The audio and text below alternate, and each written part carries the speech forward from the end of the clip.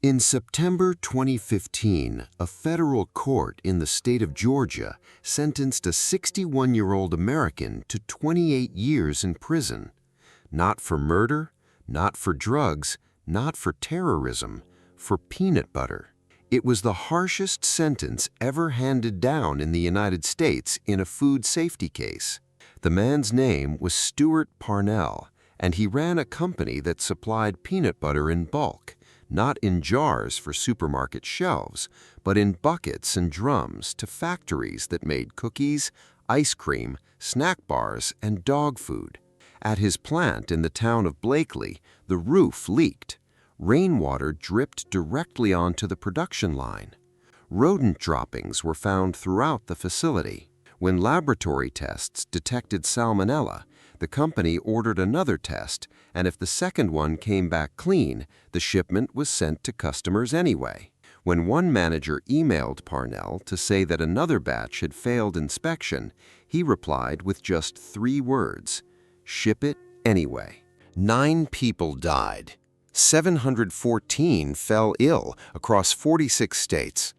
Nearly 3,900 products from 361 companies were pulled from store shelves. At the time, it was the largest food recall in American history. And here's the strangest part. We're talking about a product that, in America, is practically synonymous with safety. A boring brown spread in a jar, the kind of thing people spread on bread for a 2-year-old without thinking twice. Although, to be completely honest, that is exactly when you should think twice. Because around those same years, that very same peanut butter began killing children who had never even tasted it. We'll come back to that.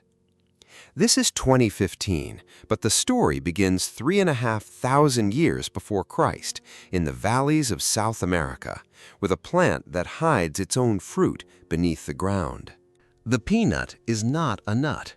It is a legume, a relative of peas and beans, and it grows in a way that still seems almost unnatural. The plant flowers above ground with ordinary yellow blossoms. After pollination, the flower withers, and a shoot called a gynophore begins growing downward. It stretches toward the soil, pushes itself into the ground, and buries itself several centimeters deep. Only there, in the darkness beneath the surface, does the pod containing the seeds begin to form. The plant literally buries its own harvest. The first people to domesticate peanuts lived in what is now Bolivia and northern Argentina around 3,500 years before Christ. From there, the crop spread across the continent. Archaeologists have found peanut pods placed in the tombs of pre-Inca cultures along the coast of Peru as food for the journey into the afterlife, along with gold ornaments shaped like peanuts. The Aztecs called it Tlalcacahuatl, a name that roughly translates as earth cacao. Spanish chroniclers of the 16th century described how the Aztecs roasted the kernels, ground them into a paste, and sold it in the markets of Tenochtitlan. In other words, peanut butter existed more than 300 years before the first patent for it. What looks like one of nature's oddities turns out to explain the entire future of the plant. Buried beneath the soil, the pod is protected from birds, drought, and fire. It does not require especially fertile land because the nitrogen-fixing bacteria on its roots draw nitrogen directly from the air. A peanut plant needs little more than sandy soil, sunshine, and moderate rainfall. Everything that made peanuts the food of the poor was a consequence of those 3 characteristics. They thrived where almost nothing else of value would grow, and because of that, they were cultivated by people who owned almost nothing of value themselves. And this is where the part of the story begins that never makes it into the commercials. The Portuguese carried peanuts from Brazil to West Africa in the 16th century. The crop adapted almost immediately. It was hardy, calorie-dense, and remarkably resistant to drought. And it was from there that peanuts reached North America, not with colonists, not with merchants. They were carried aboard slave ships as inexpensive food for the people packed into the holds. Even the name preserves that journey. The American Southern word goober, still used for peanuts today, comes from nguba, a word found in several Bantu languages. The word crossed the Atlantic, together with the people who crossed it in chains. In America, peanuts acquired a reputation that they would struggle to escape for nearly 2 centuries. They were the food of enslaved people, the food of the poorest farmers, and feed for pigs. No respectable plantation owner would have considered eating them. During the American Civil War, soldiers on both sides survived on peanuts when food ran short, and after the war they briefly became a popular street snack in northern cities, sold from carts outside circuses and traveling shows. That reputation ultimately became peanuts' greatest obstacle in the eyes of respectable society. Peanuts became firmly associated with circuses, cheap theater balconies, dirty hands, and shells scattered across the floor. The inexpensive upper tiers of American theaters became known as the peanut gallery, and the expression survives in English to this day as a term for loud, unwanted opinions from people whose views carry little weight. Peanuts had no place on restaurant menus. They were rarely found in middle-class homes either. By the 1870s, they were grown almost exclusively on small farms in southern Virginia and North Carolina, harvested entirely by hand and left to dry on stakes in the fields. Mechanical harvesting did not yet exist, keeping production costs high, while quality varied from one harvest to the next. Large investors showed little interest in the crop because they saw no real market for it. The person who changed that situation was neither a chef nor an entrepreneur. It was an insect. In 1892, the boll weevil crossed from Mexico into Texas. It was an insect less than a centimeter long that laid its eggs directly inside cotton bolls. From there, it moved eastward at a rate of roughly 100 kilometers a year. By the 1920s, it had spread across the entire American South. Cotton harvests were cut in half, then by 2/3, and in some places disappeared altogether. An economy built around a single crop began to collapse. Entire farming communities were ruined. And then people realized something remarkable. The boll weevil had absolutely no interest in peanuts. This is where George Washington Carver, a scientist at the Tuskegee Institute who had been born into slavery, enters the story. He is often credited with inventing peanut butter, but that simply isn't true. He never invented it, and he never claimed that he had. What he did instead was in many ways even more important. Carver traveled from one struggling farm to another, explaining something most farmers had never been taught. Cotton strips nitrogen from the soil, while peanuts, like all legumes, put it back. Rotating cotton with peanuts restored exhausted fields and produced reliable harvests where cotton could no longer survive. The problem was that nobody knew what to do with all those peanuts. There simply wasn't a market for them. The scale of that transformation is captured by a single monument. In 1919, the town of Enterprise, Alabama, erected a statue in its main square honoring the boll weevil.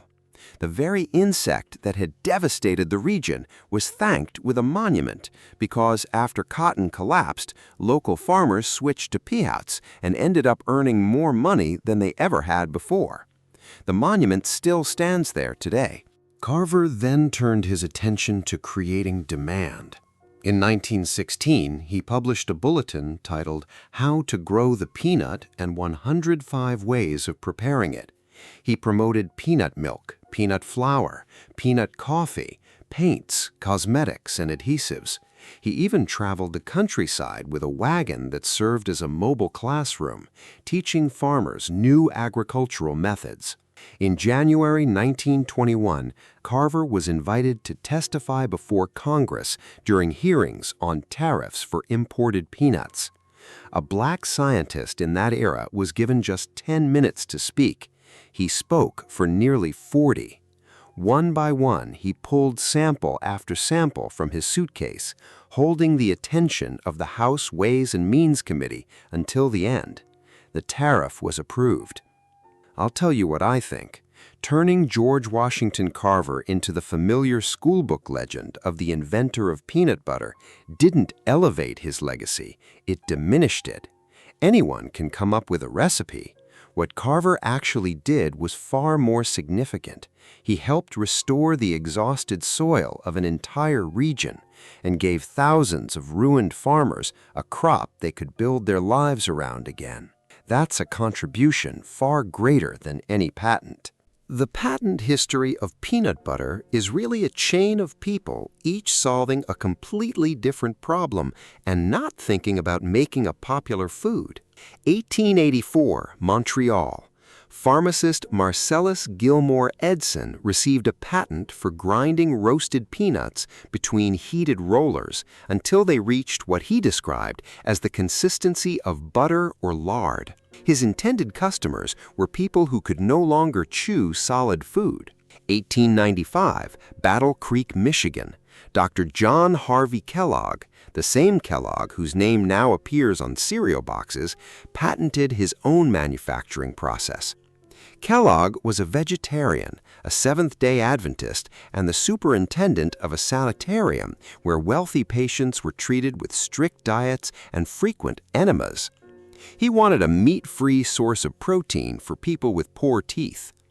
Unlike Edson's version, his peanuts were steamed rather than roasted, producing a flavor that contemporary accounts described as rather bland.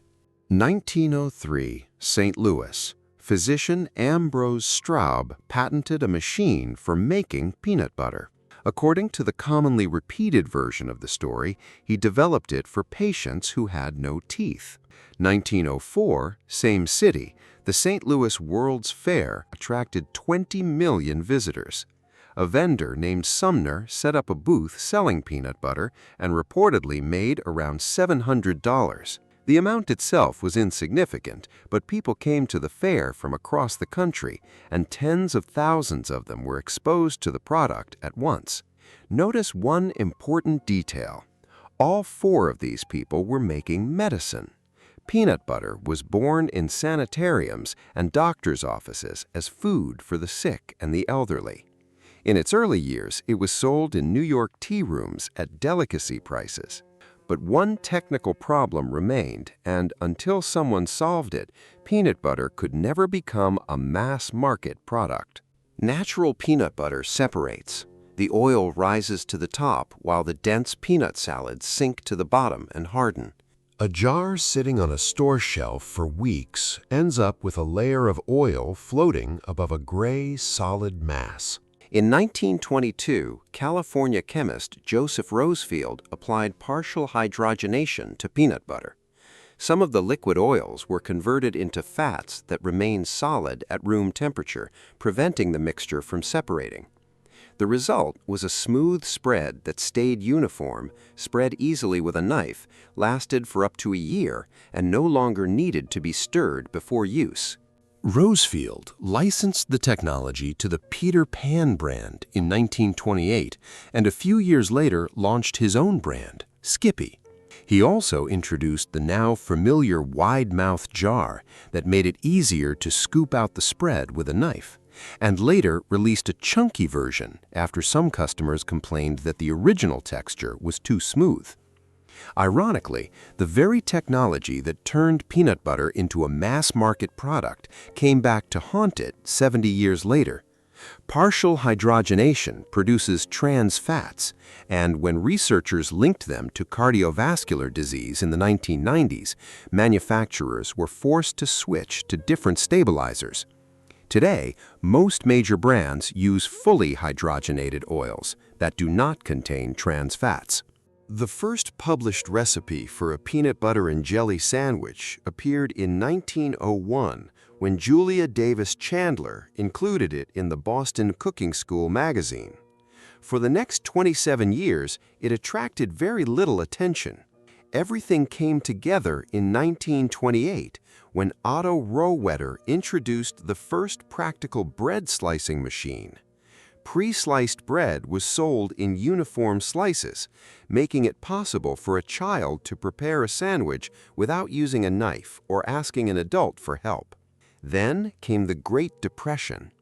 Peanut butter provided large amounts of calories and protein for very little money, and in families where every penny mattered, it became a staple of children's diets. The Second World War completed the transformation. Both peanut butter and jam were included in U.S. military rations. Soldiers combined them because peanut butter on its own was dry and difficult to eat. When millions of servicemen returned home after the war, they brought the habit with them and passed it on to their children. According to a widely repeated American estimate, the average child in the United States eats around 1,500 peanut butter and jelly sandwiches before finishing school. The number is probably exaggerated by marketers, but it captures the scale surprisingly well. By the end of the 20th century, peanut butter could be found in 9 out of 10 American kitchens. The country consumed roughly 700 million pounds of it every year, about 3 pounds per person.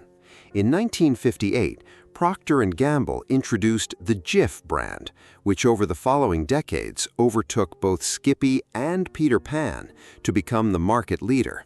Jif's plant in Lexington, Kentucky, is still considered the largest peanut butter manufacturing facility in the world.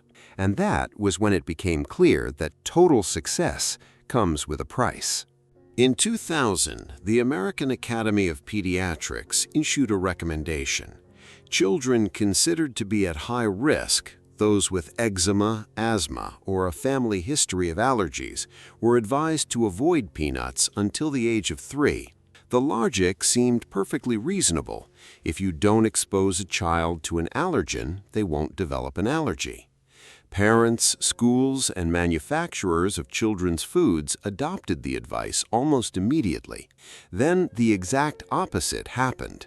According to U.S. data, the prevalence of peanut allergy among children increased by roughly 3-fold between 1997 and 2008. Today, around 2% of American children have a peanut allergy. The reaction can be severe: swelling of the airway, a sudden drop in blood pressure, and anaphylactic shock within minutes. Schools began introducing complete peanut bans, airlines stopped serving peanuts, and food packaging started carrying warnings that products might contain traces of peanuts from shared manufacturing facilities. The first sign that something was wrong with the recommendation came from the statistics. Doctors noticed that peanut allergy was several times less common among children in Israel than among Jewish children in Britain, despite their similar genetic backgrounds. The difference turned out to be in the diet. Israeli infants were routinely given a peanut-based snack called bamba from an early age, while British parents at the time were being advised to avoid giving peanuts altogether. The answer came with the LEAP study, published in 2015. Researchers enrolled about 640 high-risk infants and divided them into 2 groups. One group was given peanut-containing foods regularly between the ages of 4 and 11 months, while the other avoided peanuts entirely. By the age of 5, peanut allergy was about 81% less common among the children who had eaten peanuts early. The recommendation was completely reversed. Today, the advice is the exact opposite of what it was 15 years ago. Introduce peanuts early rather than delaying them. To me, this is the most honest chapter in the entire story. There were no villains here. Doctors gave the best advice they could based on the evidence available at the time. The advice turned out to be wrong, and an entire generation of children paid the price. That is how medicine works, and it's worth remembering whenever the next recommendation sounds like the final word on the subject. Now let's come back to where we began. Peanut Corporation of America did not sell peanut butter directly to consumers. It shipped it by the truckload to companies that made everything else: crackers, ice cream, protein bars, candy, and even dog food. That is how a single factory in a town of just 5,000 people managed to contaminate products across the entire country. The salmonella outbreak was traced back in the fall of 2008. Investigators uncovered internal company emails. Parnell knew about the positive test results and continued shipping the products anyway. In one message, he complained that delays caused by testing were costing the company money. Nursing homes and schools were hit especially hard because peanut butter crackers were distributed there on a regular basis. In 2015, Stewart Parnell was sentenced to 28 years in prison. His brother received 20 years, and the company's quality control manager was sentenced to 5 years. Every appeal was ultimately rejected. I'll say this plainly, that sentence still looks like an exception rather than the rule. Food safety cases in the United States almost always end in fines and civil settlements. Parnell went to prison because investigators found emails in which he explicitly ordered contaminated products to be shipped. Had those instructions been given over the phone instead of in writing, the outcome might have been very different. And here comes the final twist, the one that changes the entire picture. In 1996, French pediatrician André Brind was searching for a way to treat severe acute malnutrition among children in famine-stricken regions. The standard milk-based therapeutic foods required clean water, refrigeration, and hospital care. In the Sahel, there was often neither the first, nor the second, nor the third. Brind looked at a jar of peanut butter and realized that it solved all three problems at once. It contains very little water, so bacteria cannot easily grow in it. It doesn't require refrigeration, and a child can eat it straight from the packet without a spoon, without clean water, and without a doctor standing nearby. That insight led to the creation of Plumpy'Nut, a peanut-based paste made from peanut butter, dried milk, sugar, vegetable oil, vitamins, and minerals. A single 92-gram sachet provides about 500 calories. A full course of treatment lasts 6 to 8 weeks, and children can complete it at home rather than in a hospital. The breakthrough came during the 2005 famine in Niger, when Médecins Sans Borders, Doctors Without Borders, deployed the product on a large scale. Today, it is the standard treatment for severe acute malnutrition throughout the United Nations system. According to humanitarian organizations, the recovery rate exceeds 90%. The story is not entirely a happy one. The formula was patented by the French company Nutriset, and in 2009, a group of American manufacturers challenged that patent, arguing that the monopoly kept prices artificially high and made it harder to produce the product locally in the countries that needed it most. The court ruled in Nutriset's favor. At the same time, the company granted licenses to manufacturers in Niger, Ethiopia, India, and more than a dozen other countries, and today a significant share of the product is manufactured in the very places where it is used to treat children. The same product that leads American schools to ban peanuts and post warning signs on their doors helps save the lives of millions of children every year across Africa and South Asia. Just take a moment to think about what this thing actually is. A legume that hides its harvest underground. A food carried across the Atlantic in the holds of slave ships. A product that Americans once dismissed as pig feed and a cheap circus snack. A food for toothless patients in a sanitarium, developed by a man who treated wealthy people with enemas. A product that only became mainstream because a chemist figured out how to stop the oil from separating. It survived the invasion of the insect that devastated the cotton-growing South. It became part of U.S. military rations and came home as a children's sandwich. It forced pediatricians to publicly admit that their most important recommendation of the previous 15 years had been wrong. It sent a man to prison for 28 years. And today, it sits in foil packets in humanitarian warehouses as one of the most effective treatments humanity has for preventing children from dying of starvation. Not bad for something that was once considered pig feed. If you made it to the end, don't forget to subscribe and answer one question in the comments. If the 2000 recommendation had never been issued, how many children do you think would have grown up without developing a peanut allergy? No one knows the exact number, but I'd be curious to hear your estimate.